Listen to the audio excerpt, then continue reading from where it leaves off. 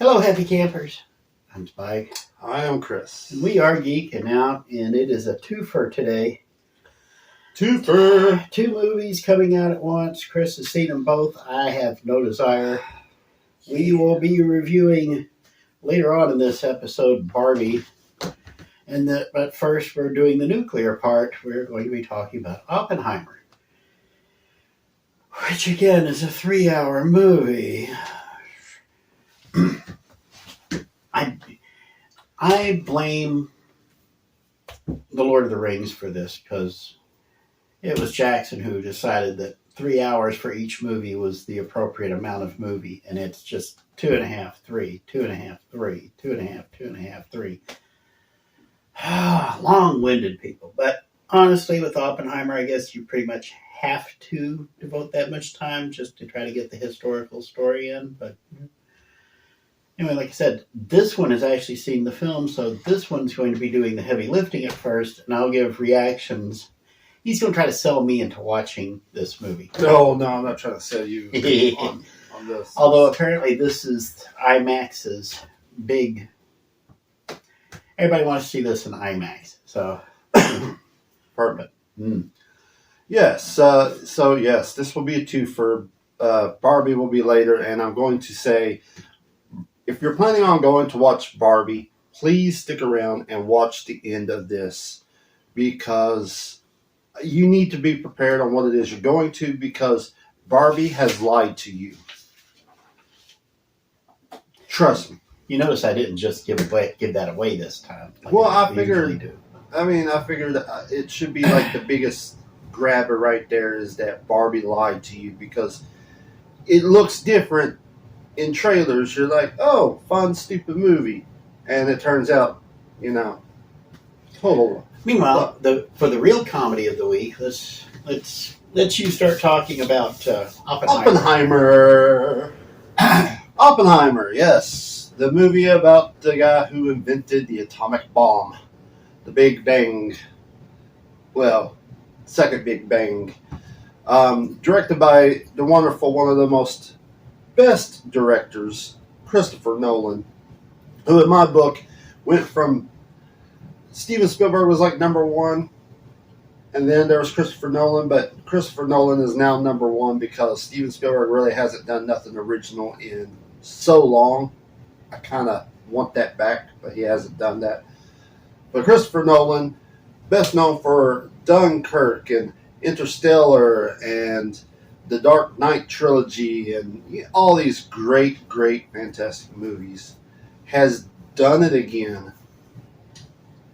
This is probably the most serious, not uplifting movie as we follow the Oppenheimer himself and his way of thinking, his way of how would you say, translating from his knowledge to everybody else. Like, there's a lot of science talk in this movie, just so you know. Okay? Now, first of all, before I get into the big thing, I just want to have this huge discussion about the experience that I had going to watching this movie. We went to an IMAX theater, and it was so funny because you had people in suits, and then you had people in pink. So it's like you knew what each one of them was going to go watch. So I thought that was really funny as heck. I think it's weird that fanboys are dressing up in suits for Oppenheimer because I didn't think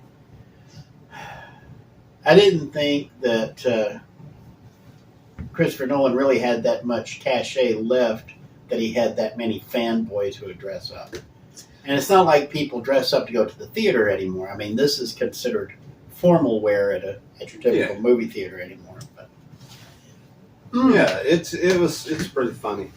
One of the things is that I went with some friends that work at the theater. Some of them were still graduating high school and everything, and then I might make some of them mad because we talked about this. And they think it's the best movie they have ever seen in their entire lives. And I will get to that whole thing as well. Also, one of the experiences that I was telling him, I don't know if it was the IMAX part, but I saw a movie trailer that scared the hell out of me. But also, it's something that I've never seen done in my entire life. Like, it really like did something, and the audience reaction, because that whole theater was packed, the audience reaction to the trailer was very like, I don't know what they're like, shocked, basically. The trailer was for the new Exorcist movie, by the way. Yes. So. The new Exorcist trailer coming out, that it terrified everybody in that theater, to the point where at the end of the trailer, everybody didn't whisper, but everybody yelled out loud, "Hell no!" Like they were terrified. That trailer did something. So yeah, something tells me that that's going to be something to talk about sometime whenever the movie comes out, which I think is in October. But yeah, I think that's going to be something. Definitely, people are going to be. Well, especially since there's this undercurrent going in pop culture right now about the demonic. We discussed this with the review for Sounds of Freedom, about how it's becoming more and more blatant what side people are on. They're either good people or they're not.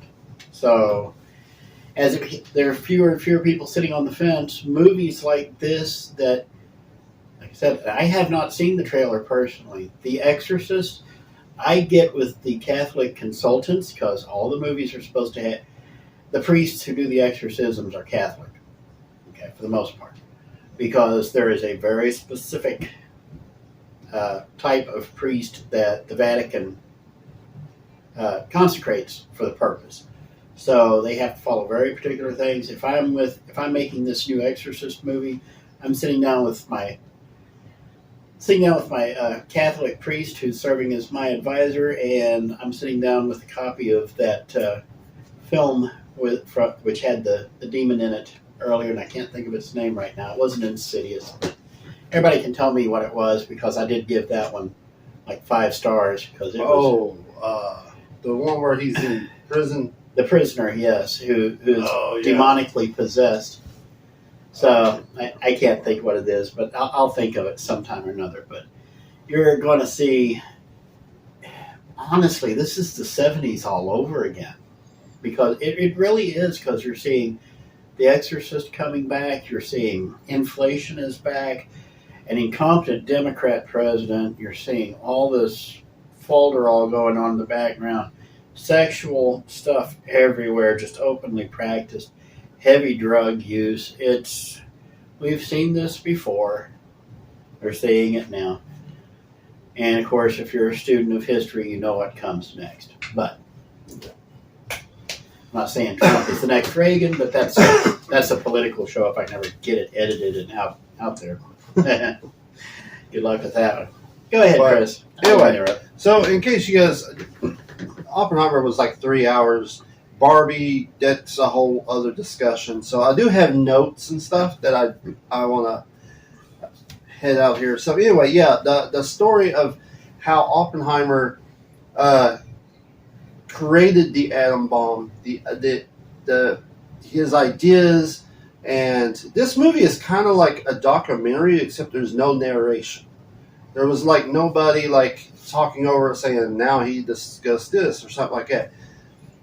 And it was like to that point where it shows him getting the land, being like, this is the perfect place.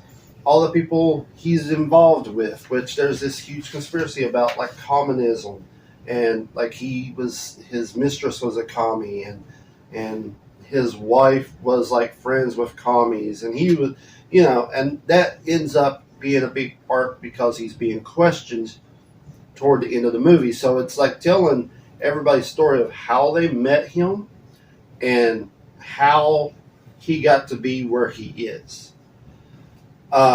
Which follows with like huge historical facts that they do not teach you in school. Like, I had no idea like how much of Einstein was actually going to be in this movie. He is in this movie quite a lot. Yeah, because he was instrumental in the development. And there's a moment where Oppenheimer is like discussing, like, Einstein's old school. People don't think like that nowadays, but yet he keeps going to Einstein for a little bit of advice and like questioning his own work. And it's the whole political side as well, because there's a bunch of twists and turns that you did not see coming. Because I know me and my friends were pretty much sitting there like, wow, okay. It's like it was a whole setup. If you know anything about the history part, then you're going to know a whole lot about everything, because this movie does a good job of explaining all of it. From the affair, from the inside part of the political side, how his mind works, how his communication with other people, and how they also is part of this huge ordeal. The acting in this movie, mwah, every single body, every person. Oppenheimer, being played by Colin Murphy, did a fantastic job. He's always been a really good actor. He's been in several movies, especially Nolan films. Like, he played the Scarecrow in the Batman films. He was, what is that? What was the other Nolan movie he was in? Anyway. Inception. Yeah. Yes, Inception, yeah. And I think one of my favorite movies he's ever been in, which if you've never seen, is Red Eye. It's so like a mystery, like a Hitchcock film. He is fantastic in that movie. You have Robert Downey Jr. in this movie playing Louis Strauss, how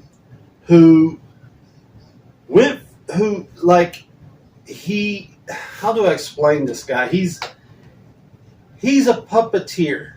And you'll find out, because like there's some twists and turns that Oppenheimer is like literally jumping through hoops, but it turns out it's all been planned by this guy who tricked so many people and pointing fingers at Oppenheimer, when it turns out that he was actually the one that was pulling the strings the entire time.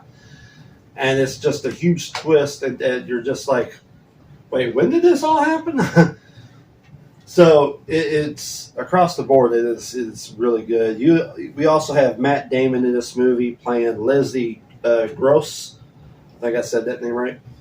And it was just his role in this movie is straight and narrow. Like, he's on a mission. He works for the government. He's like, listen, I need you to do this. These are the rules you need to go by. And every time they break the rule, he's in there yelling at them. But he's also secretly the friend who also protects them as well.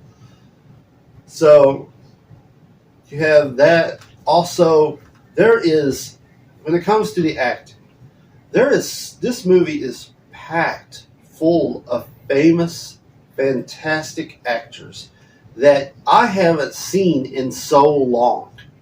Josh Hartnett is in this movie, and I almost didn't recognize him, but I was like, who is that guy?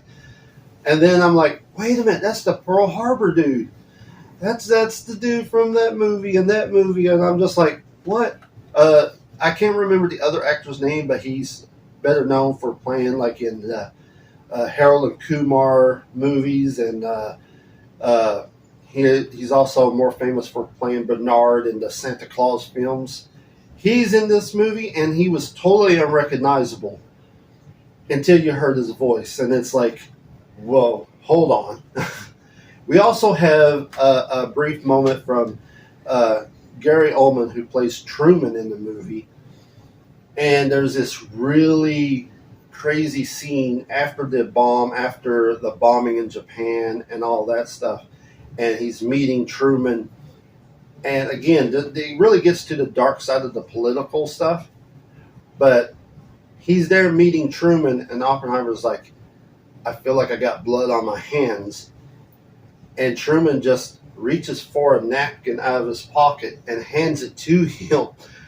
And he's like, do you think Japan cares who created the bomb? No. All they care is about who dropped the bomb. I dropped the bomb. Nobody gives a damn about you. And it's like, whoa, okay. It's very. This movie is unsettling if you don't know the political aspect of everything that goes on behind everything.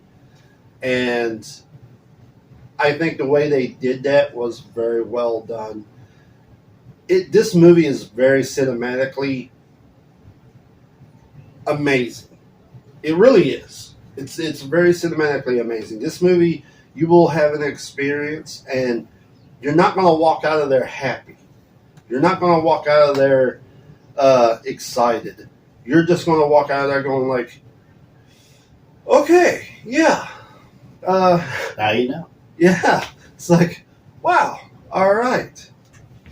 And there's just so much of that, like, again, the history, the cinematic, it's very fantastic. But now for the bad things about the movie, I would say, one, the movie is 3 hours long. So there's that. You're going to be sitting there for a while. So make sure you go use the bathroom. Make sure you get some snacks, even if you're not hungry.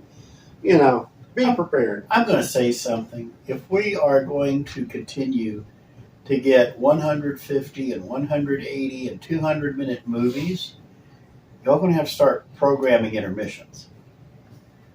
And not just because people have short attention spans, but because people are going in with big boxes of fiber-filled popcorn and big old drinks and stuff. They're going to need to leave once in a while.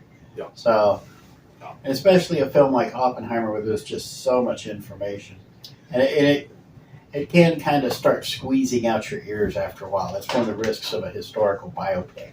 Yeah. Especially for Oppenheimer, where there's that many moving parts. Yeah, there's so much, because it talks about the people that built the even the metal thing that goes around the bomb. You know, the person who built the big tower to put the bomb in, which it was Oppenheimer's brother that did it.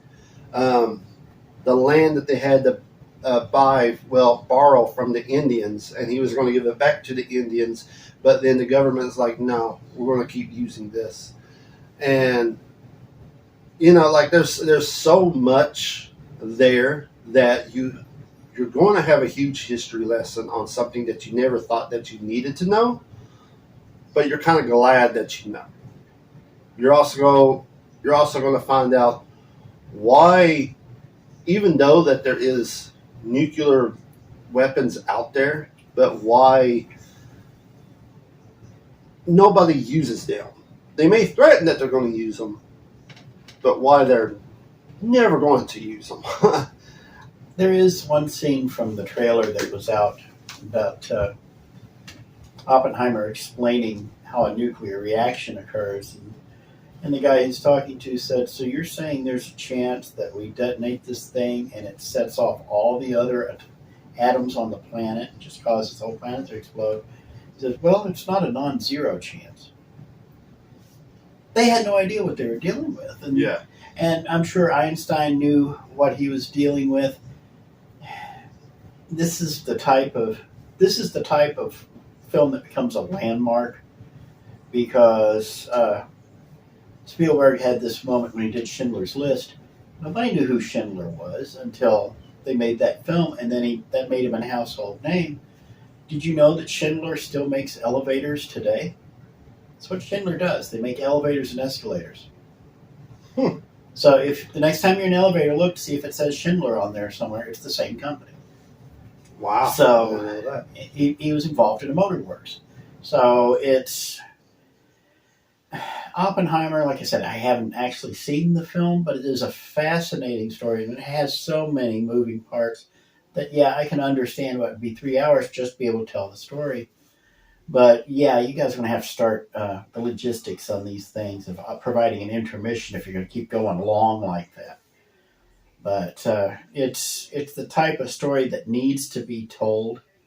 And as you were talking about giving the land back to the Indians, that was one of the rare times when the government actually made a good decision on that, because nobody understood The radioactive. nobody understood radioactivity the way they do now. Yeah. Like, they Just didn't how discuss that persistent at that it is. time. But, like, There's later on. there's a reason environmentalists scream whenever anybody mentions nuclear power, because of the nuclear waste. But nuclear radiation from fallout, I mean, with nuclear waste, it comes into a little spot about the size of a 55-gallon drum, and it needs to be buried a couple of miles under the earth. Nowhere near any kind of moisture or groundwater or anything like that, and it just needs to be separated and removed. As the people at Chernobyl found out about nuclear fallout, Yeah. that stuff gets everywhere, and we didn't know about it then. We know about it now because of what they did then. We should all thank our lucky stars. They didn't actually try to test the bomb in Oak Ridge, Tennessee, which is where the original project was. That's where the heavy lifting for the project was done. They did the build and the deployment out in Nevada, but it was Oak Ridge, Tennessee, where Operation Manhattan was located, or Project Manhattan. Which they mentioned that and stuff. Yes, they mentioned that. And actually, when I was a kid, I went on a school trip and we went there, and none of us had any idea that Oak Ridge had anything to do with the nuclear bomb until we got there, because it never got covered in the history books. Everybody's talking about the big boom. the nuclear tests out in Nevada and out in the Pacific Ocean, and kind of use a low level one in the aftermath opening. But it's just something we didn't know about then. We know about it now, and just like people don't know who Oppenheimer was until this movie came out. I never saw the idea. I never even saw the concept of Oppenheimer groupies. But if that means there's going to be a lot of kids dressing better this Halloween, I'm for it. So let's go to the rule of 5 on this one, Chris, because we're 20 minutes into this.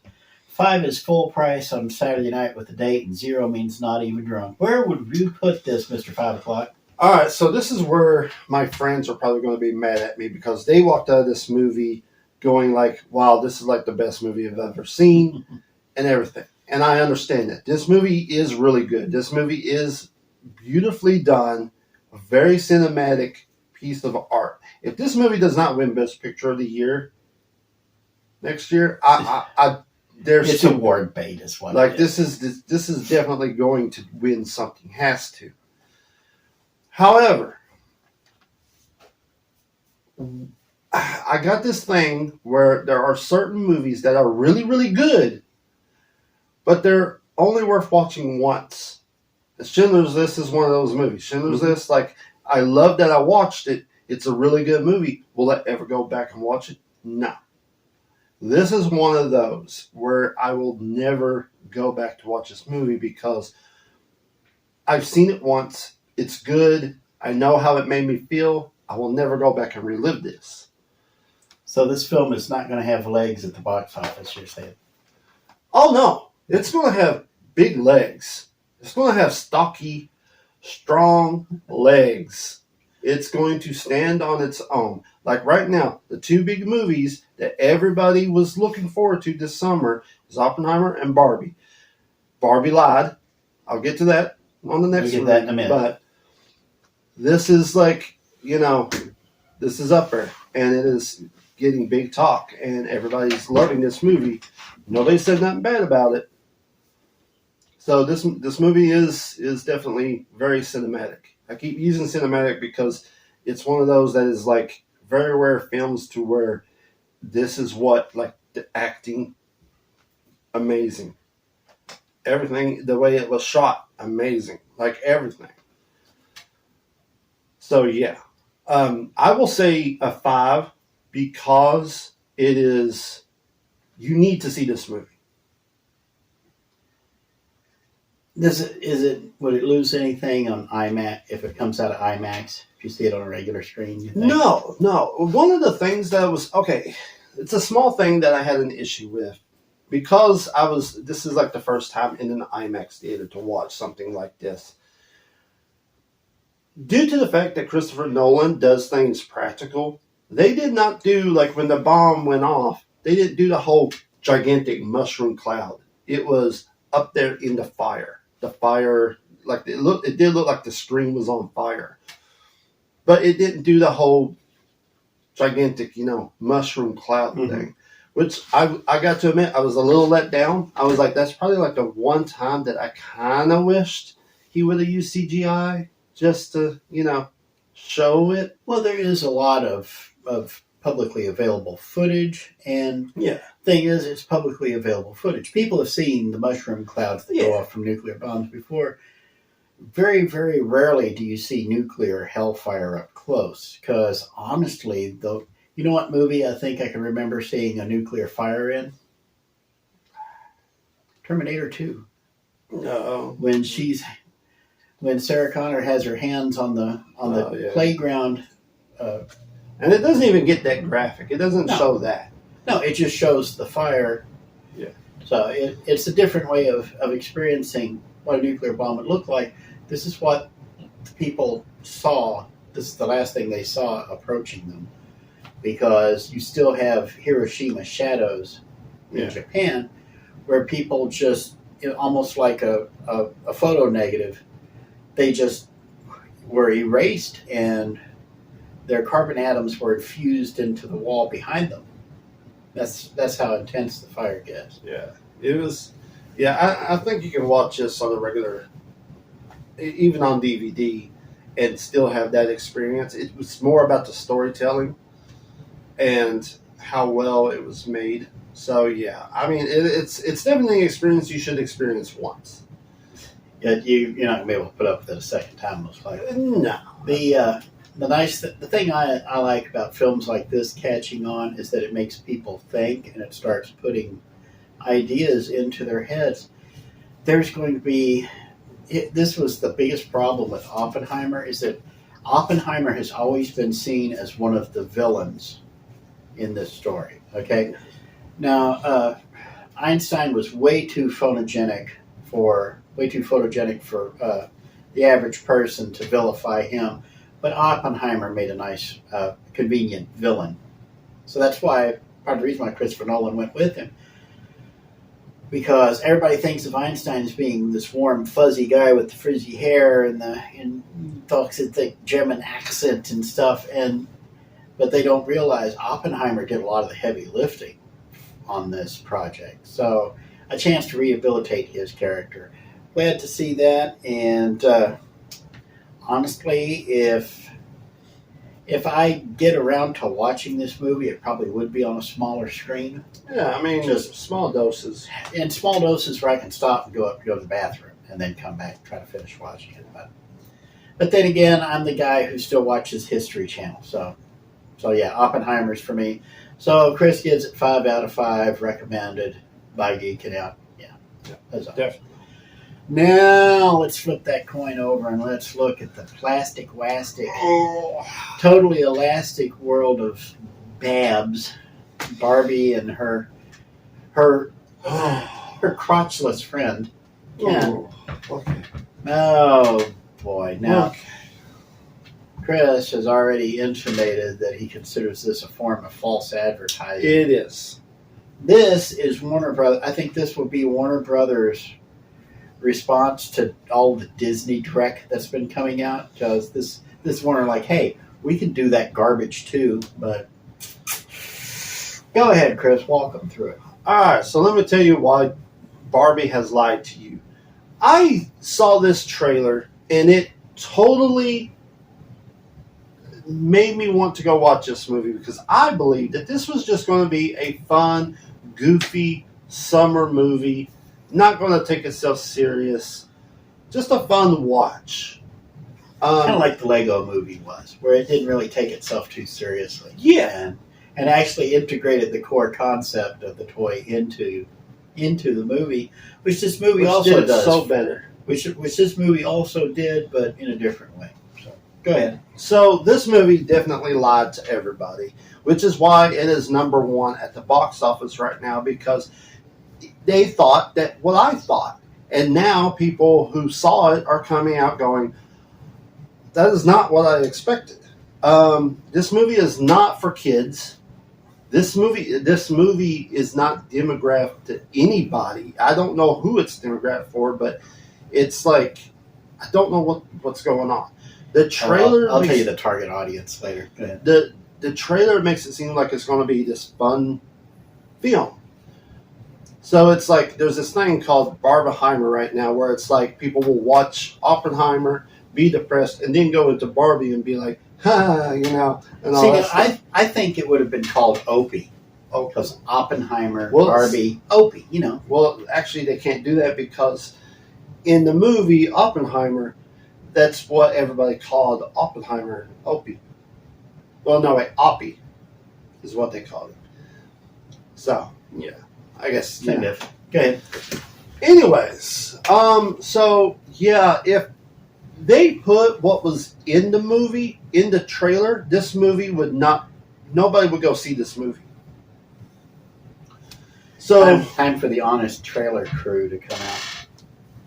So, all right, I'm going to tell you the plot detail. Okay, so imagine our world, and in our world there is a magical world that nobody really knows about called Barbie World. Okay, and in Barbie World, everything's perfect, everything's the same. It's all colorful, pink, and like there's every Barbie that was ever made. By the way, it does discuss the history of Barbie and talks about, which I thought was really awesome. It talks about how all the defective Barbies that exist in this world, the Barbies that got shelved because of controversy, like pregnant Barbie. So it discusses the entire thing in this movie in a very comical way. So Barbie wakes up and does the same thing over and over again. And played by Margot Robbie, by the way. Wonderful actress. Best known for Harley Quinn. She wakes up one day and starts thinking about death. Yeah, she's like, does anybody think about dying? And everybody's like, what? I know somebody at Mattel is thinking about the franchise being killed, but go ahead. Yeah, pretty much. Now, actually, funny that you say that. There's actually a scene in the movie where they maybe we should just kill her off. But anyway, so Barbie is feeling weird. She doesn't know why she feels this weird, and she tells her friends, and her friends tell her to go see the crazy Barbie, which is basically representing the Barbie that all the kids ended up torturing, like setting on fire and all that stuff, played by Kate McKinnon, who did an awesome job, by the way. She's always been funny. It's just the material that usually is given to her, like the all-female Ghostbusters movie. It's like she was funny in, but the rest of the movie just did not follow. This is kind of one of those things. But anyway, she tells Barbie, hey, you need to know about the real world. Now, by the way, the Barbies in this world, they know about the real world. They just don't ever go there. So Barbie goes off because I'm going to try to explain this without confusing you. Apparently, the reason why Barbie is feeling this way is because somewhere out there in our world, there is a girl playing with her, but her emotions is changing. So she's feeling everything that the person who's playing with her feels. They don't really clarify too much on what the heck is going on there, because that really makes no sense at all. Because if you stop and think about it, if that's true, then imagine all the other Barbies being totally ripped apart, set on fire, destroyed, all that stuff. I don't know. It's really confusing. So anyway, Her and Ken, played by Ryan Gosling, who is, you would think that Barbie and Ken were supposed to be like, boyfriend and girlfriend. They're not. It's more like Ken's obsessed with Barbie, but Barbie doesn't want nothing to do with Ken, type of deal. But anyway, they take an adventure, go to the real world, so she can find this girl and try to help her. Well, they get to the real world and they find out all kinds of, I know. They find out all kinds of things like Ken decides to run off on his own and discovers that he's being seen instead of being non-seen. And that in this world, because Barbie world is all the Barbies rule the world. In this world, men sort of rule the world. I'm using air quotes there because I never understood, much of that. And we'll get to that here in a moment. So Ken finds out all this stuff. So he takes all this knowledge that he gets and he leaves Barbie in the real world, goes back to Barbie world to share his experience that in our world, men rule the world. So he goes back, turns Barbie world upside down, and now all the Ken are ruler of what used to be Barbie world. Barbie, stuck in our world, ends up finding the girl that she saw in her vision. And she is a teenage mess who basically is like, Barbies are stupid. You're a fascist. You're this. You're that. And, makes Barbie cry. Barbie cries, leaves. FBI contacts, what's the company? Mattel? Mm-hmm. Contacts Mattel and says, hey, you got 2 Barbies escaped and is now in our world. You need to do something about it. So they all start freaking out. They hunt Barbie down. How they find her, I don't know. But they find her real quick. Look in the plot hole, probably. Yeah, there's find Barbie and they tell her, like, listen, you need to go back home and all that stuff. And she's like, okay. So all this turns out the girl that she was seeing in her vision was not the girl, but it was the girl's mother, who is now who works at Mattel and has been. This is the most stupidest stuff ever. Okay, so the mother is kind of suicidal. Okay, she's thinking about death a lot, so she's been creating her own Barbie that thinks about death. Okay, kid you not. So that's why Barbie's feeling this way. So the girl and the woman and the daughter goes back, gets Barbie, escapes from Mattel's clutches, goes back to Barbie Land, finds out that Ken has taken over the world, and yeah. Fixes everything. Ken ends up being the villain of this movie, by the way. No fooling. So that's the plot. Okay, first of all, her trying to fix the woman and also the woman and the daughter's relationship solved just like that. No problem at all. It was solved. That's not the plot of the story. It was more of Ken is bad, all that stuff. Okay. This movie, the whole movie through, there has been men bashing. This movie is sexist. This movie is a feminist. And I kid you not. Men rule the world. Men are bad. Men are bad. Men are bad. And men are bad. That was all the way through this movie. All the way through this movie. Non-stop. For example, as soon as they get to the real world, they're on Venice Beach, right?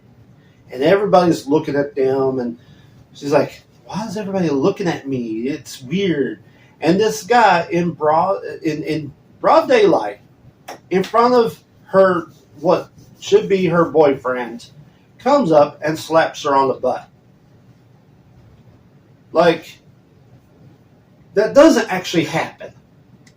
It doesn't happen. It didn't happen back in the 60s unless somebody got slugged the guy for doing it. But Well, he got slugged by her, and they got arrested. But still, nobody does that. The political message, the kin, here's the thing. They even discuss, okay. The political messages in this movie, they don't know what they're doing because every political message that they're trying to say crosses over. Like, you don't know what they're trying to say. Like for instance, when they get to the real world, they come across a bunch of construction guys. You see where this is going. So they catcall, right? So Barbie's like, I don't know what you guys are assuming, but just so you know, I'm not a woman. I don't have a vagina. And this is Ken. He's not a real man either. He doesn't have a penis. And they go from catcalling to like, well, that's okay. Like, so these guys are supposed to be sexist, but then they turn around and say, oh, it's okay. Well, it doesn't matter if you're, opposite of sex or whatever. It's like, what's the message you're trying to send here? That makes no sense. It's like if you're going to have these guys be the bad guys because they're catcalling you, but then turn around and say, oh, we're okay if you're not gender, because that's what it felt like. That's literally what it felt like. And it happens again throughout the movie. It's like when the kin take over, there's a woman that's like, I'm so glad I don't have to make any decisions now. I'm so glad that, I don't have to take on these responsibilities. But then turns around and is like, you know what? We rule the world. Women rule the world. We need to, And it's like, what are you trying to say here? Like, your messages are mixed. It's like, what side are you actually on? Because it's like you're going on this side strongly, but yet you don't want to upset the people on the other side, so you also want to add this part. Because there's a part where Ken breaks down to Barbie and is like, I just wanted to be seen. It's like, it's not fair that we're not seen. And she's like, and Barbie's like, I never really noticed that, you felt this way. They even discuss it when they're looking at the map of Barbie Land. It's like the little girl's like, so each Barbie has a house. She's like, yeah. And she's like, well, where does the kin live? And she's like, you know what? You're right. Where do they sleep? And it's like, hello. Exactly. Like, that's like, hello, there's it is like, and I really kid you not, the political message is literally, men are bad, men are horrible, women can rule the world without men. Kid you not. Now, with that being said, the mother in the movie is played by America Ferrera, who's also best known for her feminist, pretty much. She has this big speech in the movie, okay? Now I'm going to read you the speech, because I did write this down, okay? Okay. It is impossible to be a woman. You have to be thin, and you can say you want to be thin, but you have to say you want to be healthy, but also being thin. You have to have money, but not ask for money, because that's crass. I don't know what crass means, but I don't know. You have to be boss, but be mean. You have to lead, but you can't squash other people's ideas. You're supposed to be a mother, but don't talk about your kids all the damn time. I'm just so tired of watching myself and every single other woman tie ourselves into knots so people will like us. You have that. You have the speech. Well, you can take that. Go ahead. I just threw it away. Go ahead. That's the big speech that she has in this movie. Now, now here's the thing. I'm a man.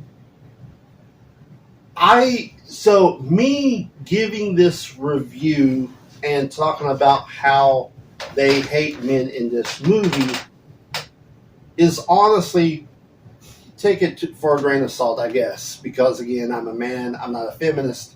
I do believe in equal rights and equal pay, but I don't believe that, women get treated as bad as what they seem to make it. Okay, I know that sounds bad. I apologize. Maybe I'm wrong. I don't know. Again, I'm not a woman. I've just seen so many strong females out there. I don't know how any other woman could actually say that. Anyways, the things that happen in this movie is also so damn depressing. Again, there is a lot of death talk, a lot of suicidal talk. The mother literally said, well, the daughter's like, how can you do this? And the mother's like, listen, you hate me. I think about death all the time and all of this stuff. And the daughter says, I hope nobody from school sees me riding around with Barbie. Like, did you just hear what your mother literally just said? Like, your mom needs help. She needs help. But they act like thinking about death is literally just, it's okay. Like, it's fine. You're still cool. Like it should be normal to think about death so much, because they do think about death a lot in this movie. And it's really freaky. There is, like, Barbie herself, again, you go in to see this movie and you're hoping to have some, like, high hopes and feel-good moments. But Barbie literally is just a depressing dump fire in this movie, to where she's just depressed, she's thinking about death, and she's just like, I'm not beautiful enough and all that stuff. And it's hard to be me. It's hard to be a woman. And because she's fed all this crap by America Ferrera's part. And it's like, what? Like, okay, you all need to calm down. You guys, like, I don't know. It might be your time of the month or something, And I know I want to get held by women, but you know what? I don't give a damn at this moment. For the record, in time. That was not me for once. I don't care. I don't care. This movie, what were you doing? You do not take your kids to go see this movie, because it is not what you think. And that's the thing. The good parts, the parts that make you say, hey, this looks like a fun movie, is in the trailer. Until you watch it and you're like, what the hell is going on here? Now, with all that being said, there's so much more I can say. But with all that being said, all the actors in this movie is actually really good. I will say that. The actors in this movie is really good. The story's not. The thing that was the best parts of this movie is Crazy Barbie, played by Kate McKinnon. She really did that very well. And she was the fun part. The Kens, not just one Ken, Ryan Gosling's Ken, he did a good job, by the way. By the way, I don't like Ryan Gosling, because I always had this thing where he never shows emotion. In this movie, he was having a fun time. He was smiling ear to ear. He actually made me chuckle. He was the only thing that made me chuckle so far in this movie, other than Crazy Barbie. Ken always smiles, so no. But it wasn't just him. It was all the Kens. All the Kens were hilarious. Like, they were so hilarious. There's a huge battle where the girls try to get them to fight other Kens. So they do this whole beach battle thing that turns into a big dance number, and it was just so funny. It was like the Kens and Crazy Barbie are the ones that stole this movie for me because I have fun watching them. The rest of it, there was nothing funny about any of that. It was just depressing. I'm thinking Barbie was a satire of feminism. If so, they were a little too effective because people are just having their buttons pushed, just like a keyboard. You just sit here with a keyboard, push, push, push, push, push. You can tell because he's been triggered. Chris was actually triggered by this film. I could tell it when he first started this, and it's just going on right now. I can tell you've been triggered because you have this visceral reaction to it. It's like, what are these people doing? This is just wrong. I'm actually upset about this. Not to the point where you go full -1, want your money back, but enough that you realize this is just not right. And that can be the great failure of satire. It's the problem that Dante had with, and I am not comparing the Barbie movie with Dante's Inferno.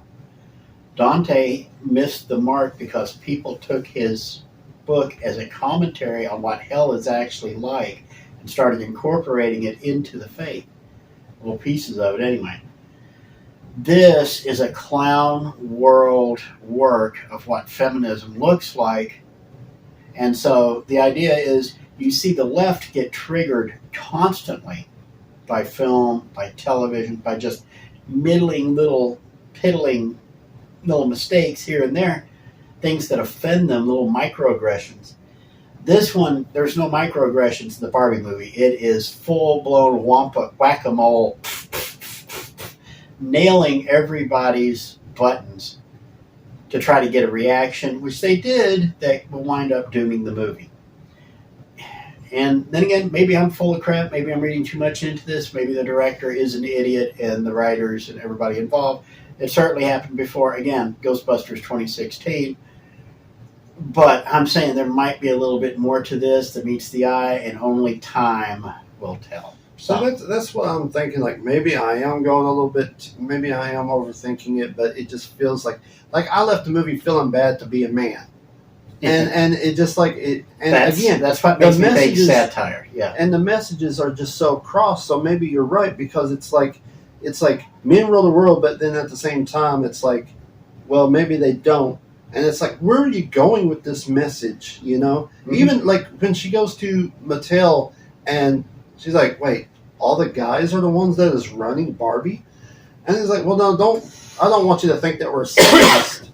I don't want you to think that we're sexist because there has been a woman that was in charge of the board a long time ago. Yeah, she was the creator of Barbie. And stuff like that. So, I mean, it's like, you know, so it's like, okay, so which way are you going? It's almost like you're preaching this way. You're mainly preaching this way, but I don't want to offend anybody over here, so I'm going to add a little bit of like, right. You know, you're missing the mark, and that's why I'm saying this is not this is a satire that's effective in some ways and ineffective in other ways. You're triggering your audience. Honestly, you meant to, and it just shows poor judgment on your part. So let's go ahead and wrap this because we got technical issues haunting this thing. Somebody online does not want us talking about the Barbie movie, especially started once I started talking about the satire aspect of this. So Chris gives it 2.5. I'm going to pass judgment on it because I think there's more to Barbie than you think, but odds are if the online heathens have their way, which they usually do, this is going to shut down. You're going to see a huge collapse on this. Just bear me out and keep in mind there may be more to this than meets the eye. So let's wrap this. Let's just go ahead and say goodbye before my camera quits again. I'm Spike. I'm Chris. And y'all keep on geeking out. Bye. Salute.